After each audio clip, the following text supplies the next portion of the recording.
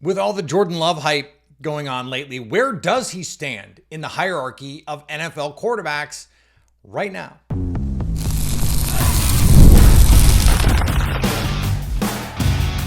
You are Locked On Packers, your daily Green Bay Packers podcast. Part of the Locked On Podcast Network, your team every day. You are Locked On Packers, part of the Locked On Podcast Network, your team every day. I'm Peter Bukowski, and I cover the Packers for The Leap, a newsletter I would love for you to subscribe to. Follow me on Twitter, Peter_Bukowski. Follow the podcast on Twitter, Locked On Packers. Like us on Facebook. Subscribe to the podcast, iTunes, Spotify, Google Podcasts, wherever you find podcasts. You will find Locked On Packers, the #1 Packers podcast on the internet, and the show for fans who know what happened. They want to know why and how. Thanks to everyone who makes Locked On Packers their first listen every day. We hope you like starting your day with us as much as we like starting our day with you. Today's episode brought to you by FanDuel. Make every moment more. Right now, new customers get $150 in bonus bets with any winning $5 bet. That's $150 with any winning $5 bet. Visit FanDuel.com/lockedon to get started. Jordan Love is higher than you think right now in the quarterback hierarchy. Let's start there. Now, former general manager, player personnel person Mike Tannenbaum made some waves over the weekend telling Dan Patrick, hey, after Patrick Mahomes, I would take Jordan Love ahead of anybody, or I would feel good about taking Jordan Love second and just being done. There's been quarterback drafts where Jordan Love has gone a little bit higher than I think people realized. The Athletic Football Show did one. Mina Kimes and Nate Tice did one. And Jordan Love, in that most recent one with Mina Kimes and Nate Tice, Jordan Love went ahead of Joe Burrow, went ahead of Trevor Lawrence. And as I start to put together, if we were just going to go from today, understanding, okay, basically everyone you'd put above him is getting paid at least as much as him. Like Patrick Mahomes and Joe Burrow is in that same vicinity, Justin Herbert, Josh Allen, all those guys, Lamar Jackson, they're making top of market type money. So the contracts are really irrelevant because everyone's making about the same. It's about trajectory. How much better can you get? How much have you proven? Where is the consistency as it stands right now today? And so let's just check a couple players off the list. Last year, Jordan Love, even with, again, for the millionth time this offseason, let me reiterate, the revolving door at left tackle to start the season, the revolving door at right guard to end the season, the youngest skill group ever in terms of pass catchers. Aaron Jones hurt for more than half the season. Christian Watson and Luke Musgrave hurt for half the season. With all of that, Jordan Love outproduced Jalen Hurts, who's got Devontae Smith and A.J. Brown and the best offensive line in the league, the best offensive line coach in the league. Dallas Goedert, I understand injury is part of that deal, but Jordan Love was better last year than Jalen Hurts. Quantitatively, qualitatively, better. That immediately, like if you're just setting the bar right there, you're going, this is a top 12 quarterback, done. He's also been more consistent in just the one season. More consistently, we've seen a more consistent stretch of elite play from Jordan Love. And that's not saying much because it's like 8-10 games in a row than we've ever seen from Trevor Lawrence. With the understanding that Trevor Lawrence was an elite prospect, a borderline generational prospect. He was talked about coming out of the draft as the best quarterback since Andrew Luck. I saw him that way. I thought he was a premium talent coming into the NFL. He has never consistently played to that level. And it's not all his fault. And Urban Meyer was a train wreck. And the receivers did let him down last year at times. But he also, we're not talking about year one as a starter. That was Jordan Love. We're talking about year 3. And he's still making these mind-numbing throws in the red zone, forcing the ball into coverage when he doesn't have to, still making the big mistakes that when you're a high-level processor like he's supposed to be, when you're a high-level arm talent thrower like he's supposed to be, you just can't be doing that. And he doesn't do the things, the virtuosic things, creating outside of structure, making plays, throws no one else can make, that Josh Allen does. So now we're narrowing in that group. Okay, where is that group? I think Mahomes and Allen are clearly at the top. It's those two guys if we're starting with quarterbacks, and no one else for me is in the conversation. But the conversation with Jordan Love, and this is where we are, it starts at 3. It starts at 3. And I'm including Lamar Jackson because, and we've done this on the show, you can go back and listen to the episodes we've done, go back and find the tweets.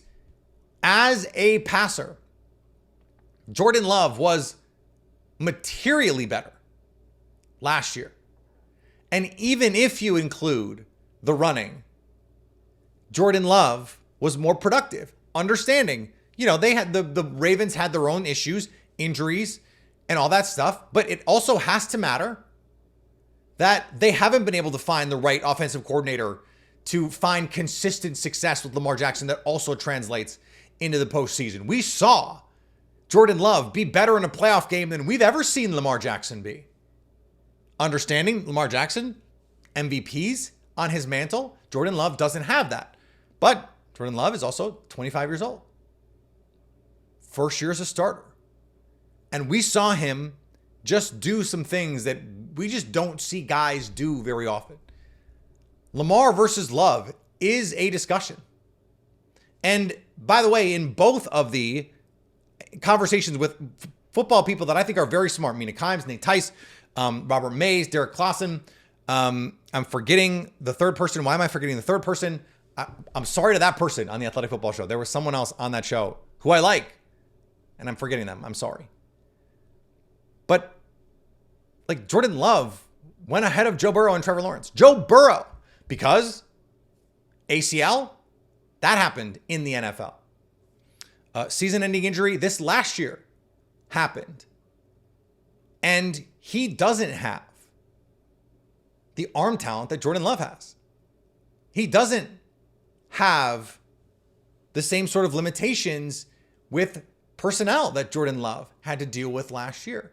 And yet, Love put together a season as productive and as efficient as anything Joe Burrow has put together in the NFL. Without Jamar Chase, without T. Higgins, without Tyler Boyd in the slot, without veterans like that to catch the ball and do all sorts of things after the catch with it, to just catch 50-50 balls, to just go up and win on 3rd and 8 or on 3rd and 16, just heave it up to Jamar Chase or T. Higgins and let them go make plays. Jordan Love doesn't have that. That's where the conversation starts. And look, Justin Herbert is more talented than Jordan Love. Physically, bigger arm, bigger guy. I think that matters. As a runner, athletically, Justin Herbert is very talented. He can process and make throws and avoid mistakes at a high level. Is he as creative as Jordan Love? Has he ever looked as good in a playoff game as Jordan Love? In big games down the stretch when his team absolutely needed him to go make plays, did he do it the way Jordan Love did at the end of last season with all the limitations that Jordan Love had? No, he did not. So if you want to make the case, I wouldn't. Personally, I'd take Herbert over Love. But if you wanted to make, the case is there to be made. And I think for some of us, understanding all the questions about small sample, and we've talked a lot about that, and even if you are on the pessimistic side of that ledger, and I get it, but look at what has already been done and look at the players who are generally considered to be ahead of him, and then reconsider whether that's fair, whether that actually makes sense. And at least for me, I come to the conclusion that there aren't 6, 8, 10 quarterbacks I would no doubt take ahead of Jordan Love. I think there's like 2. No doubt. Absolutely. Like stone cold. Josh Allen, Patrick Mahomes. That's it. Now, if you ask me to choose Justin Herbert, now I can start making the case for Jordan Love. That's where I am with his, because he, even as someone who was a big fan of his pre-draft, I didn't see this fast. When I heard the Patrick Mahomes comparisons, I went pump the brakes. And now I'm going, well, wait a second. Jordan Love can be an MVP. Jordan Love can be one of the 2 or 3 best quarterbacks in the league. That's on the table for him. And I don't know if that's on the table for some of these other guys.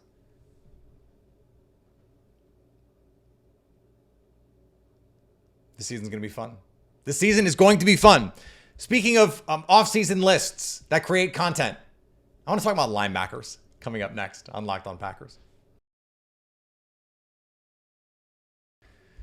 Today's episode is brought to you by our friends at FanDuel. It's winner take all time in the NBA and NHL, and FanDuel's giving you a shot to bring home a big win of your own. Right now, new customers get $150 in bonus bets with any winning $5 bet. That's $150 to bet on spreads, money lines, player props, and more. The NBA Finals is here. The NBA Finals is here.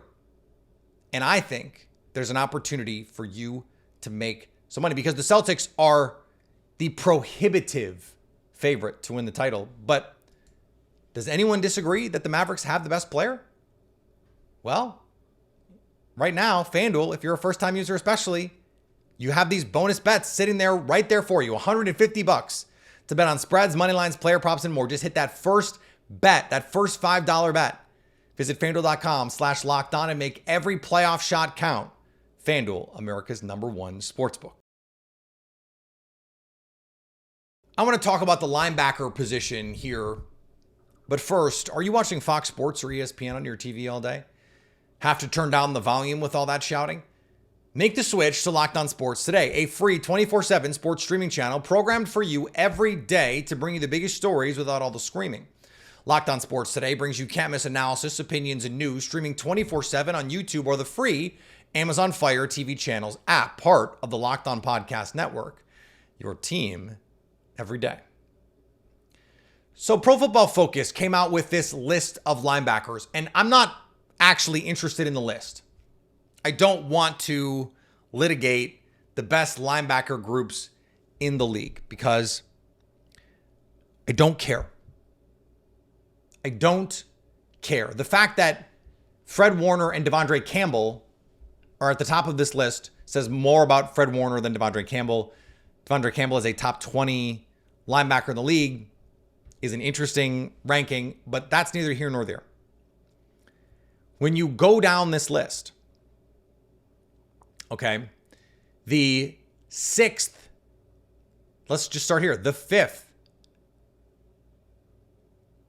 highest ranked linebacker group had Jermaine Pratt and Logan Wilson, the 13th and 26th linebackers.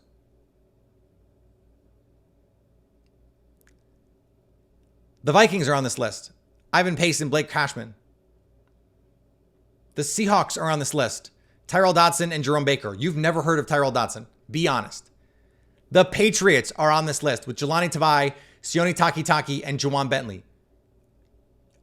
I could have made up 2 of those names and you wouldn't have known. What this list tells me, whether the list is right or not, I frankly don't care. Because I think Fred Warner probably deserves to be at the top. Demario Davis is 2 with Willie Gay. That's probably right. CJ Mosley and Quincy Williams. That's probably your top 3 linebacker groups in the league. And then, frankly, the rest don't matter. They don't matter. And right now, Fred Warner, Roquan Smith, and I think the Jets linebackers together, because CJ Mosley sort of reinvigorated with Robert Saleh and Quincy Williams, they're the only linebackers in the league who truly, truly tilt the field. And I have been on this forever. It's one of the reasons why I didn't like the Quay Walker pick. Now, they needed linebackers They did not have enough linebackers to field a team heading into the draft, so I understand Edgerrin Cooper. Did I understand Tyron Hopper? No, but go back and listen to the rookie orientation series we did with Joey Van Zimmeren about that, because it was really fun to talk about Tyron Hopper.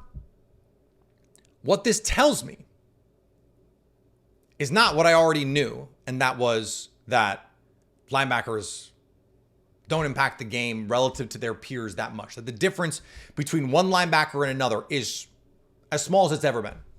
And that linebacker play as unimpactful as it's ever been. What it tells me is the Packers are not actually that far away from having a group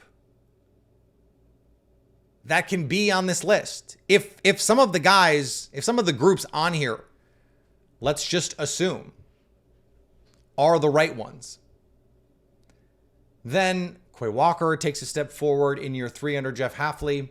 You get Edgerrin Cooper in the building, Isaiah McDuffie, the scheme fit. Like, with the pedigree especially and the athleticism, it's not crazy to think they could be on this list. Drew Tranquill, the Chiefs pulled out of a barbecue joint in Kansas City to come play for them, play linebacker last year, and their defense didn't miss a beat. Now, Drew Tranquill, it turns out he's a solid player in the right defense. Nick Bolton is a solid player for the Chiefs. He doesn't tilt the field. He's solid. If Quay Walker can take another step forward into solid, and Edgerrin Cooper can come in as a rookie and just be solid, then they could go from having one of the worst linebacker groups in the league to having one of the best. That's the margin. That's how close it is. And that, I think, is the case for why you take Edgerrin Cooper. And because they don't know if Quay Walker can actually take that step. Can he ever be a solid player? People are going to get mad. I understand it. You know, there are some people who, if I say anything about Quay Walker that's not, oh, he's, you know, he is Fred Warner already, and let's fit the gold jacket, they're going to get mad at me about it. He has not yet been a consistently solid player. Just has not. You cannot find me evidence that has happened yet. Doesn't mean it can't. It just hasn't happened yet.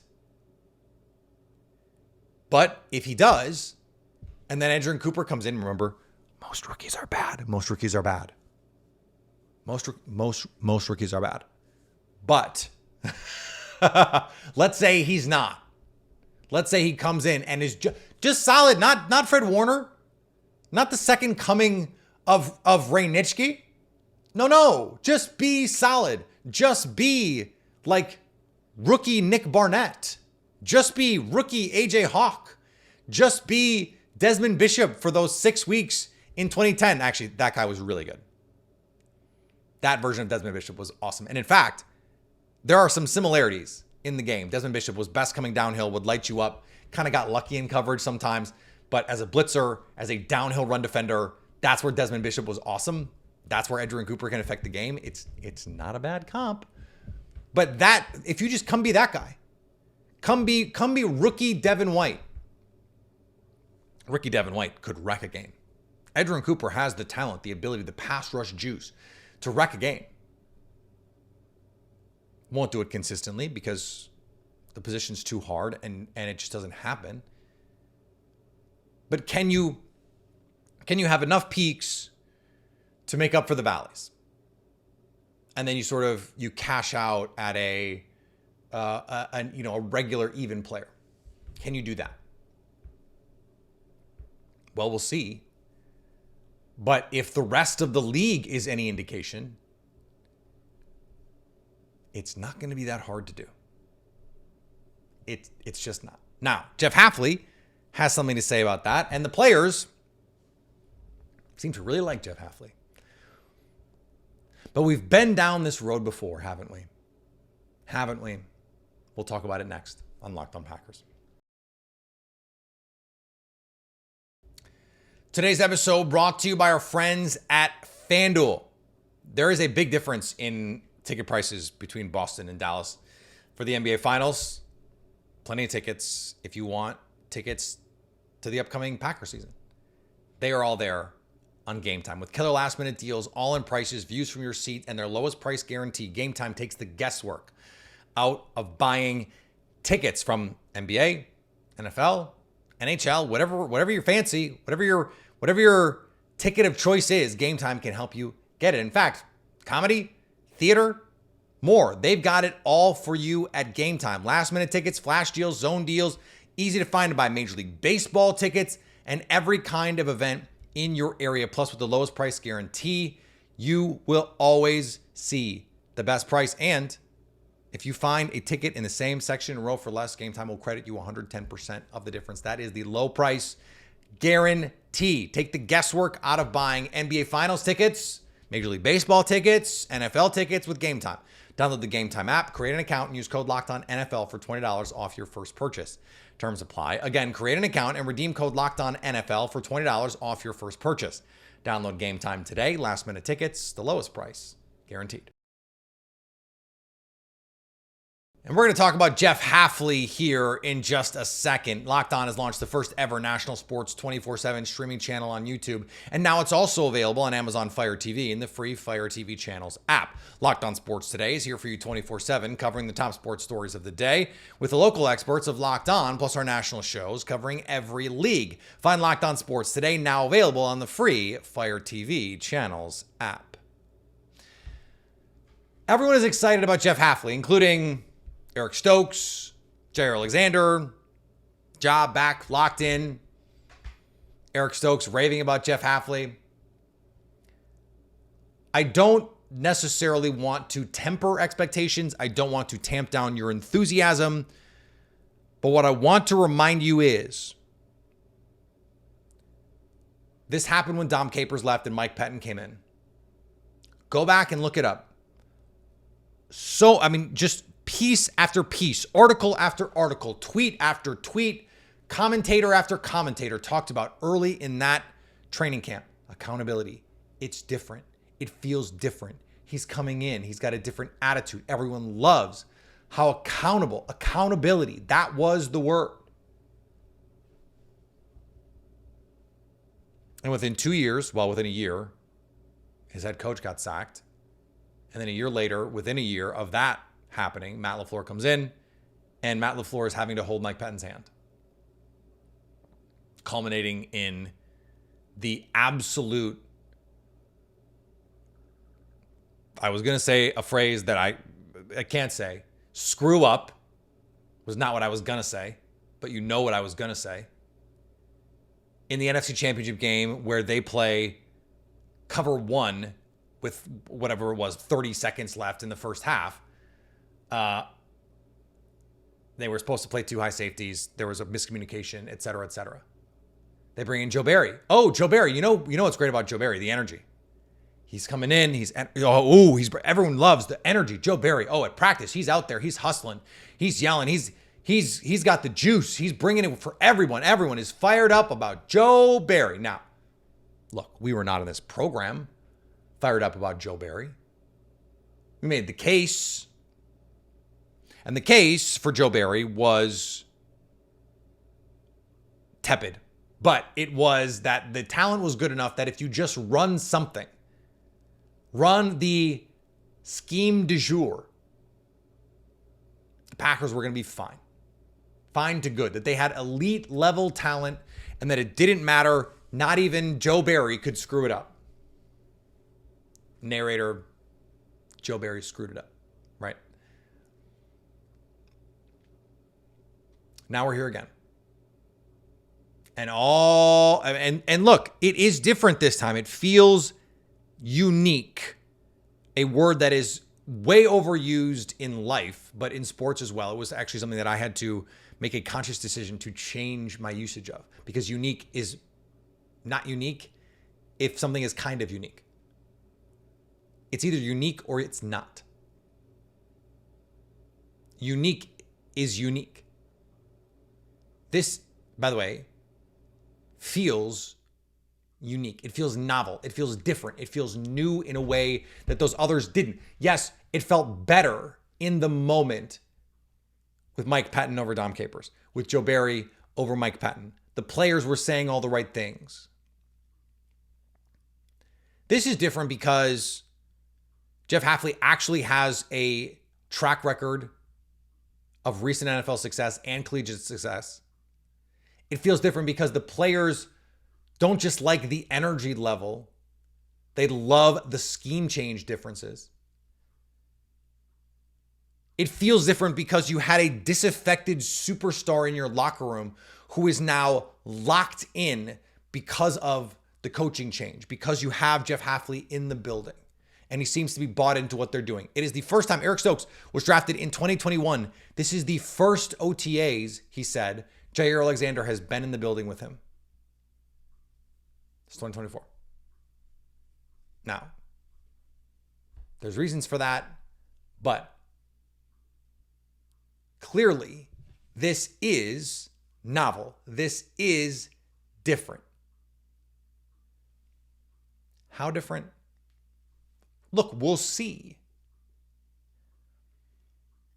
So again, this is not to tamp down your expectations or to say, guard your heart or anything like that. But part of the deal here, part of what I do is to look back and try and see, okay, this thing that is happening now, did it happen before? The circumstances, are they similar to this other thing? What can we learn from that? It's not the what happened, it's why and how. So what happened before? We know. Well, why did it happen? How did we feel then? How do we feel now? How are those things similar? How are those things different? There are key differences. And I will say, just personally, I feel very differently having gotten to know some more things about Jeff Hafley than I did, 3 months ago. Having heard him speak, having heard him answer questions, having talked to people who know and have worked with Jeff Hafley. Go back and listen to our interview with Matt Ryan, who knows Hafley personally as a BC alum. A lot of perks being a BC, being a famous, former NFL MVP at a school. You get to meet the new head coach. Good one. This does feel different. Does it feel totally unique? No. Which is to say, does it feel unique? No, it doesn't. It doesn't. And if you're being honest, we can't make fun of the Bears fans who every year live in this world where they think they can beat the Packers and they think, they can do whatever they want. And the world is their oyster every year. They could be 2-14, 2-15 and come back and go, we're going to win this Super Bowl. Can't make fun of them for being delusional, for not understanding that there's a cycle here and that this is similar to what we saw before. And the hype over Caleb Williams, yeah, it's pretty similar to what happens with Justin Fields. So why are you doing this again, guys? Like maybe guard it a little bit closer. Can't make fun of them for that. And not stand here and go, look, we've been here before with a defensive coordinator. So you have to be honest about that. Now, does this actually feel different? Yes. Could it be the Tobias Funke? But no, it never does. But it might be different for us. Like maybe we'll see. But we probably won't know for at least 2 years. We might know right away, but we probably won't know for at least 2 years. Is that a comforting thought? I don't know. I really don't. I don't know. Back tomorrow with much more Locked On Packers. We're back. I'm back from vacation. Thanks to everyone who supported us while we were gone. Last week, we weren't gone. We had shows all week, but thanks. Thanks anyway. Matty Hudak, Joey Zimmerman, Jason Hirschhorn, Joey Van Zimmerman, excuse me. Jason Hirschhorn, Matt Ryan, of course. And go subscribe to what we're doing over at The Leap. Would love that. Would love that. We've seen great growth in this offseason. I'm over at The Leap. And so I'm very appreciative of that and become an insider. Become an insider. I pinned the tweet over at Substack. Become an insider. Talk to me. Let's talk. Come text me. Text me. I want to talk to you. Come here. I want to talk to you. No, text me. Become an insider. We got a lot going on this year for you. Follow me on Twitter, Peter_Bukowski. Follow the podcast on Twitter, Locked On Packers. Facebook, iTunes, Spotify, wherever you find podcasts. Locked On Packers, YouTube, social medias, Locked On Packers, TikTok, Locked On Packers, YouTube, go subscribe so you can stay Locked On Packers.